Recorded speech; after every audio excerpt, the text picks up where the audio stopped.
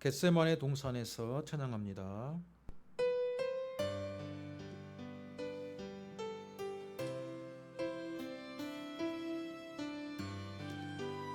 겟세마네 동산에서 기도하실 때 겟세마네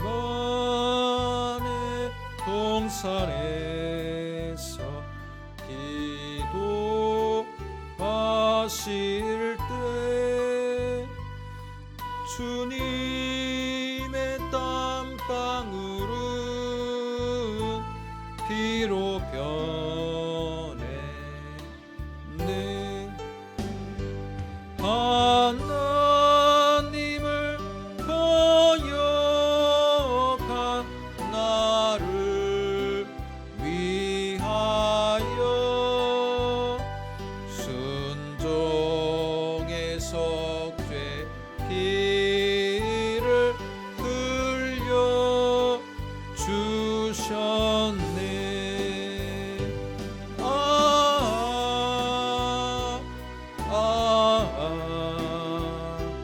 주의 사랑 깊고 크셔라. 내 영혼의 파도처럼 메아리쳐 온다. 빌라도의 뜰에 서서 가시관 쓸 때 주님의 얼굴은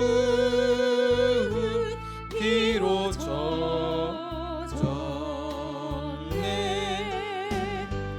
오늘 위에 저주를 속하시려고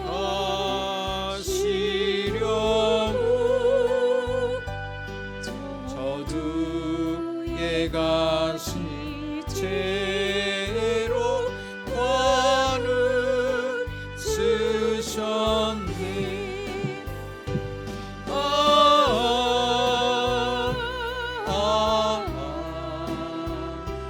주의 사랑 깊고 크셔라. 내 영혼의 파도처럼 메아리쳐 온다. 빌라도의 군인들이 때린 채찍에 찢어져 피로 물든 주님 등허리 온 인류의 질병을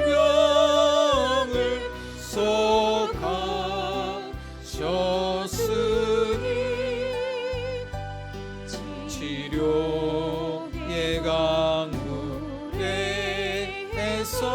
넘쳐 흐르네.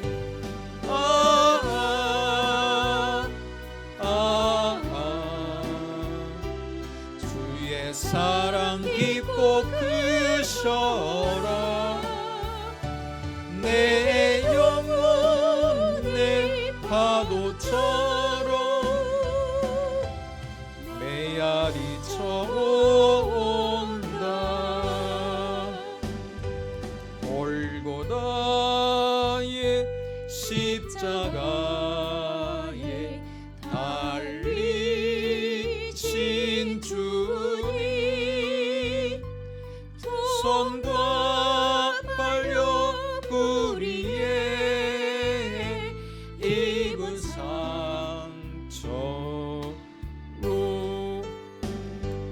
온몸에 물과 피를 다 흘리셔서 멸망의 죽음에서 날 건지셨네.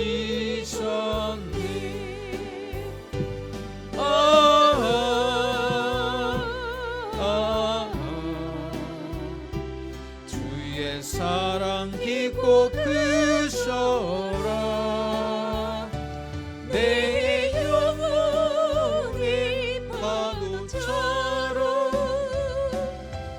메아리 저온다.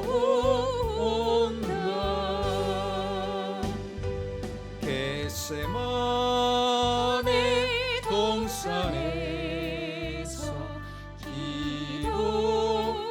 기도하실 때 주님의 방울은 비로 변해. 자, 우리 고난 주간을 맞이하고 있습니다. 다 같이 우리 한번 기도하겠습니다. 하나님 아버지, 수요 예배로서 저희들 바쁜 삶의 일상 가운데 잠시 세상 일을 접어버리고 하나님 말씀에 귀를 기울이기를 원합니다. 주님이 걸어가셨던 그 길의 무거움, 또한 겟세마네 동산에서 주여 원하시거든 이 잔을 내게서 옮기시옵소서. 하지만 아버지의 뜻이거든 감당하게 하여 주옵소서 라고 기도하셨던 그 주님의 기도를 가슴 깊이 새기며 우리가 이 자리에 나온 줄로 믿습니다. 우리 삶에도 주님의 뜻이 먼저 이루어지기를 소망하는 기도가 있게 하시고, 고난주간을 맞이할 때 주님이 걸어갔던 그 길이 우리를 향한 크고 놀라운 사랑의 인도하심의 길이었음을 하나님 발견하는 은혜가 있게 하여 주시옵소서. 오늘도 수요 예배로서 하나님 말씀 듣기를 원합니다. 성령께서 마음 문을 열어주시고 은혜 받는 시간 되게 하여 주옵소서. 믿사오며 예수님의 이름으로 기도드립니다. 아멘. 성경 말씀 보겠습니다. 갈라디아서 3장입니다. 갈라디아서 3장 13절과 14절 말씀 같이 한번 읽겠습니다. 신약성경 304쪽입니다. 같이 읽습니다. 그리스도께서 우리를 위하여 저주를 받은 바 되사 율법의 저주에서 우리를 속량하셨으니 기록된 바 나무에 달린 자마다 저주 아래에 있는 자라 하였음이라.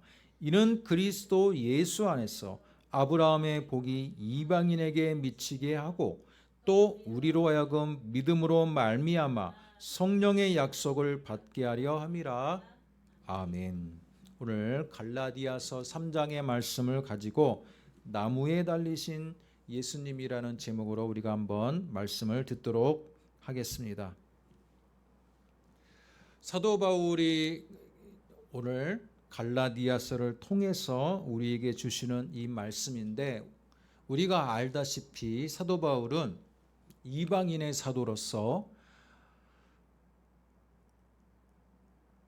갈라디아서 지역과 지금으로 말하면 그리스 지역에서 큰 도시를 중심으로 선교의 사역을 했던 사람입니다.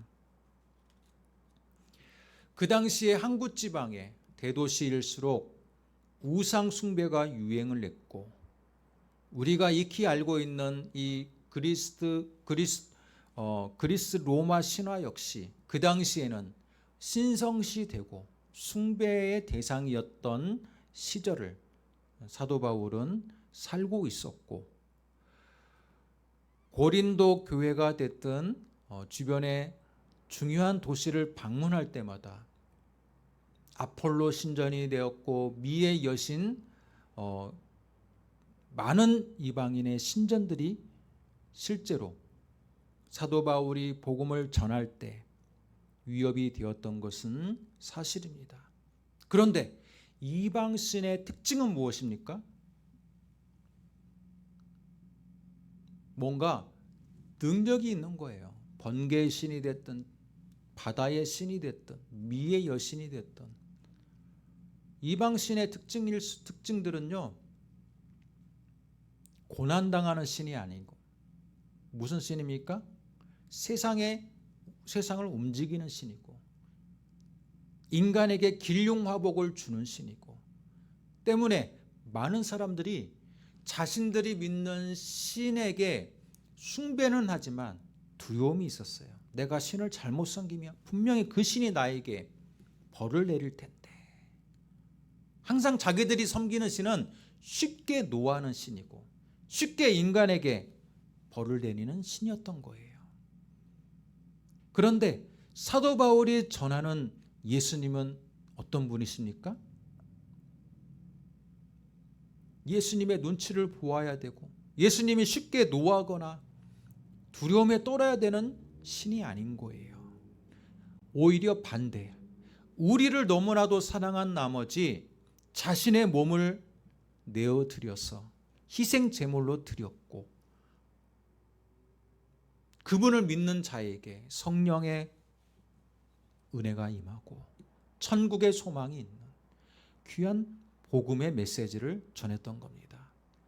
그래서 많은 사람들이 하나님께서 그들의 마음을 여시는 그 동네에서는요, 복음의 놀라운 역사가 나타났던 거예요.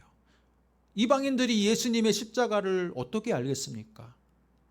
예수님이 십자가를 지시고 또 예수님께서 갈릴리에서 많은 행했던 이적들을 직접 눈으로 본 곳은 아닐진데 그들이 증거를 보고 믿는 게 아니잖아요.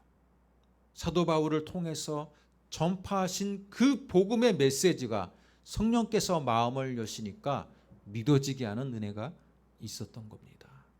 지금 우리들도 이 자리에 나와 있는 것은 바로 성령께서 예수님 2000년 전에 그 놀라운 역사를 행하셨던 그 예수님을 믿어지게 하는 은혜가 있으니까 우리는 지금 이 자리에 서 있는 줄로 믿습니다. 사도 바울이 전했던 예수님과 주변에 많은 이방신의 차이는 뭡니까?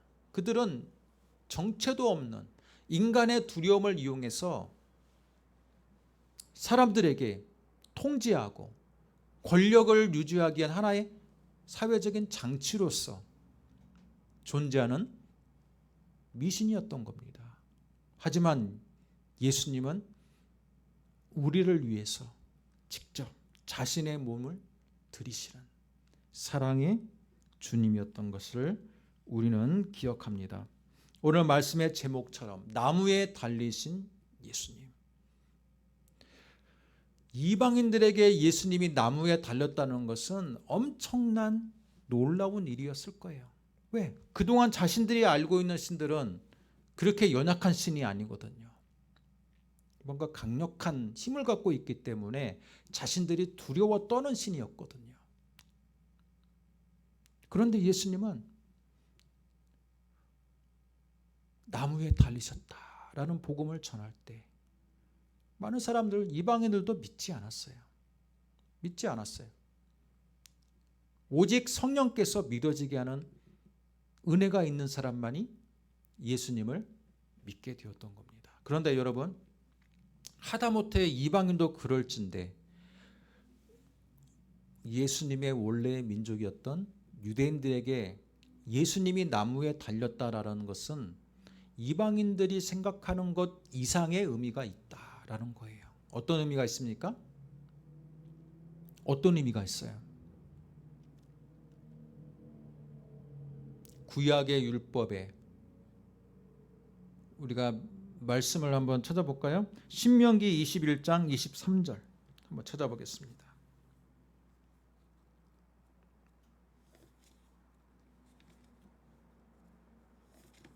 신명기 21장 23절 22절부터 같이 읽습니다. 사람이 만일 죽을 죄를 범함으로 내가 그를 죽여 나무에 달거든 그 시체를 나무 위에 밤새도록 두지 말고 그날에 장사하여 내 하나님 여호와께서 내게 기업으로 주시는 땅을 더럽히지 말라. 나무에 달린 자는 하나님께 저주를 받았음이니라. 아멘. 신명기의 이 말씀, 모세오경의 말씀, 여러분 예수님 당시의 유대인들은요, 아무리 직업이 천한 사람일지라도 유대인이라면 반드시 회당에서 어렸을 때 회당 교육을 받는데 반드시 외워야 되는 건 모세오경 정도는 다 외우고 있었다 그래요. 직업이 어부가 됐던 목수가 됐던 뭐 다른 기타 뭐 목자가 됐던 목동이 됐던 어떤 직업을 갖던지 간에 어렸을 때 받는 회당 교육의 중요한 부분들은요, 율법을 암송하는 거고 모세오경을 암송하는 거예요. 때문에 그들 머릿속에는요, 이 신명기 21장 22절과 23절은요 머릿속에 각인이 돼 있어요. 그런 유대인들에게 예수님이 오셔서 나무의 십자가에 달렸다라는 것은 유대인들이 입장에서는요, 하나님의 저주를 받은 자, 하나님의 저주를 받은 자. 많은 사람들이 예수님을 향해서 사람들이 나를 누구라 하느냐라고 했을 때 더러는 엘리야라고도 하고 더러는 모세라고도 하고 더러는 예레미야라고도 하더이다 라고 그렇게 베드로가 고백하지 않았습니까? 많은 사람들이 예수님을 바라보는 관점은 바로 그러했다라는 거예요. 구약의 위대한 선지자로 바라보았다라는 겁니다.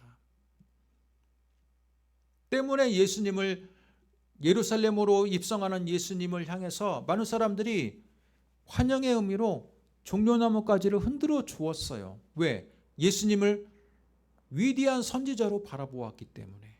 로마의 압제에서 우리를 구원해 줄 분으로 여겼고, 많은 사람들이 정말로 어렵고 피폐한 삶에 있어서 뭔가 한 줄기의 영웅과 같은 희망을 주시는 분으로 보았기 때문에 예수님을 환영했던 겁니다. 그런데 그 환영을 받은 지 얼마 일주일도 되지 않아 예수님이 십자가에 달리셨어요. 여러분, 십자가에 달리시는 그 장면을 보면요, 예수님의 제자들도 마리아와 막달라 마리아 여인들하고 요한 외에는 예수님의 제자들은 있지도 않았어요. 예수님의 제자들조차 자신의 스승이 나무에 달릴 줄은, 예수님께서 공생의 사역을 할 때 본인이 자신이 나무에 달려서 3일 만에 부활할 것이라고 그렇게 말씀을 하셨지만 그들의 마음의 이면에는 듣고 싶은 것만 듣는 거예요. 우리 스승이 그렇게 이야기할지라도 주여 그렇게 마옵소서. 주님의 나라가 이 땅에 임하면 내가 좌편에 우편에 앉게 하여 주옵소서. 자리 욕심이 있었고 출세 욕심이 있었고 세상의 성공에 대한 욕심이 있었을지언정 우리 스승이 그렇게 연약하게, 그것도 율법에서 저주를 받은 나무에 달리는 형을 받기를 제자들은 원치 않았던 겁니다. 그러면 여러분, 왜 예수님은 나무에 달렸을까? 유대인들은 지금도요, 예수님을 선지자로서는 생각할지언정 지금도 예수님을 믿지 않아요. 신명기 21장의 말씀을 그들은 알고 있거든요. 저 사람은 선지자로 부름 받았으나 실패한 선지자다, 그렇게 생각해요. 나무에 달렸으니까. 나무에 달린 것은 하나님께 저주받은 것이기 때문에. 그런데 놀라운 것은 예수님이 나무에 달린 것을 사도 바울이, 또 예수님의 제자들이 예수님이 승천하신 이후에 드디어 눈을 열어보니 깨닫는 겁니다. 예수님이 받은 그 나무의 저주가 예수님의 죄값이 아니라, 예수님의 과오 때문이 아니라 우리 모든 인류를 위한 죄의 무게를 그분이 지신 것이구나 라는 것을 깨닫게 된 겁니다. 그래서 사도 바울이 뭐라고 말씀합니까? 바로 오늘의 말씀을 주시는 겁니다. 그리스도께서 우리를 위하여 저주를 받았다. 여러분, 이 말씀은 정말로 놀라운 고백입니다. 놀라운 고백. 유대인들은 뭐라 그래요? 그리스도께서 자신의 죄 때문에 저주를 받았다라고 그렇게 생각하고 있는 그때에 사도 바울은 그리스도께서 우리를 위하여 저주를 받은 바 되었다. 율법의 저주에서 우리를 속량하셨다라는 거예요. 율법이 저주입니까? 율법 자체는 저주가 아닌데 율법을 율법주의가 되어서 많은 사람들의 삶을 올가매고 판단하고 정죄하고 하나님의 백성이 하나님의 백성답게 살지 못하고 이 율법의 율법주의로서 삶에 다 노예가 되는 그 삶의 모습이 사도 바울은 그 율법의 저주에서 우리를 사셨다라는 거예요. 핏값을 주시고 우리를 하나님의 백성으로 사시기 위해서 그분이 우리를 위해서 나무의 달리심으로 저주를 받았다. 그렇게 말하고 있습니다. 사랑하는 성도 여러분, 고난주간을 맞이해서 바로 이 사도 바울의 말씀이 우리 안에 믿음으로 고백되어지고 믿어지는 은혜가 있기를 원합니다. 그리스도께서 우리를 위해서 저주를 받은 바 되셨다라는 것. 그러면 예수님께서 저주를 받은 이유는 우리의 죄값 때문이고, 두 번째는 뭡니까?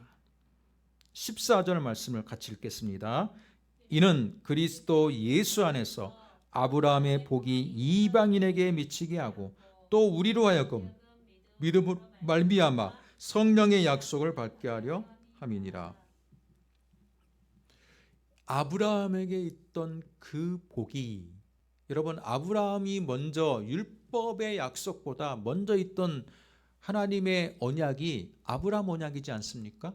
근데 이스라엘 백성은 어떤 언약만 믿어요? 아브라함의 언약 대신에 모세 언약, 시내산 언약.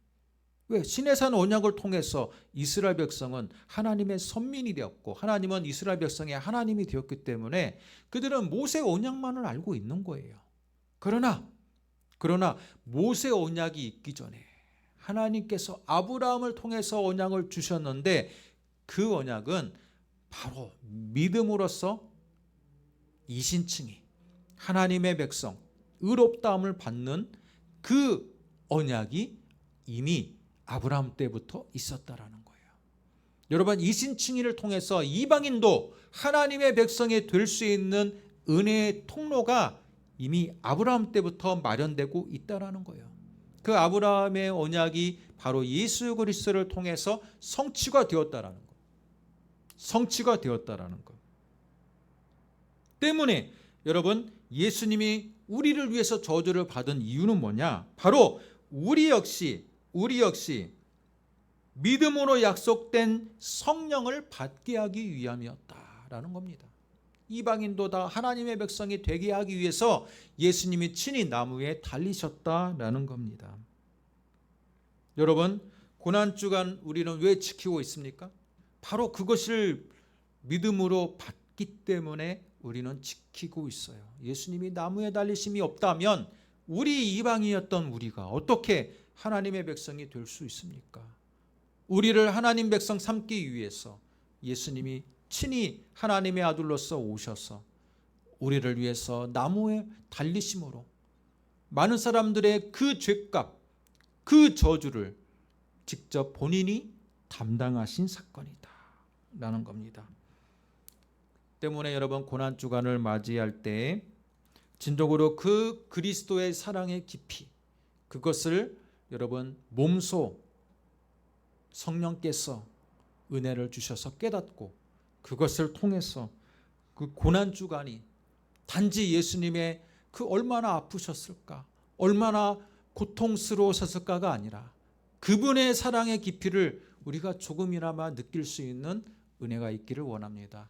여러분, 자녀들이 부모의 그 사랑의 깊이를 다 압니까 모릅니까? 내리사랑이란 말이 있는 것처럼 자녀들은 부모의 사랑을 잘 몰라요. 그죠? 근데 우리가 부모가 돼 보니까 어때요? 부모님이 나를 사랑했던 그 깊이를 내가 부모가 돼 보니까 조금 느낄 수 있는 것처럼, 하다못해 부모와 자식 간의 관계도 부모의 사랑을 자식이 모르는 잘 느낄 수 없는데 우리가 하나님의 아들이신 예수님의 그 놀라우신 우주적인 사랑을 우리가 어찌 다 알겠습니까? 그렇지만 이 예수님의 십자가의 사건을 통해서 우리는 예수님이 자신의 사랑을 확증하셨다. 우리 인류를 향한 그분의 사랑을 증명해 보이셨다. 저는 그렇게 생각하고 믿습니다.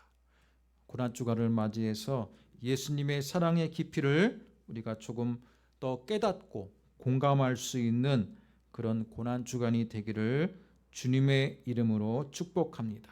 기도하겠습니다. 하나님 아버지, 은혜와 사랑을 감사합니다. 나무에 달리신 예수님, 예수님께서 친히 모든 인류의 죄값과 저주를 끊으시기 위해 율법에서 저주라고 그렇게 명시가 되어 있는 십자가를 지시고 우리를 향한 사랑을 확증해 보이셨습니다. 우리가 그 깊은 사랑의 깊이를 어찌 다 깨달을 수 있겠습니까?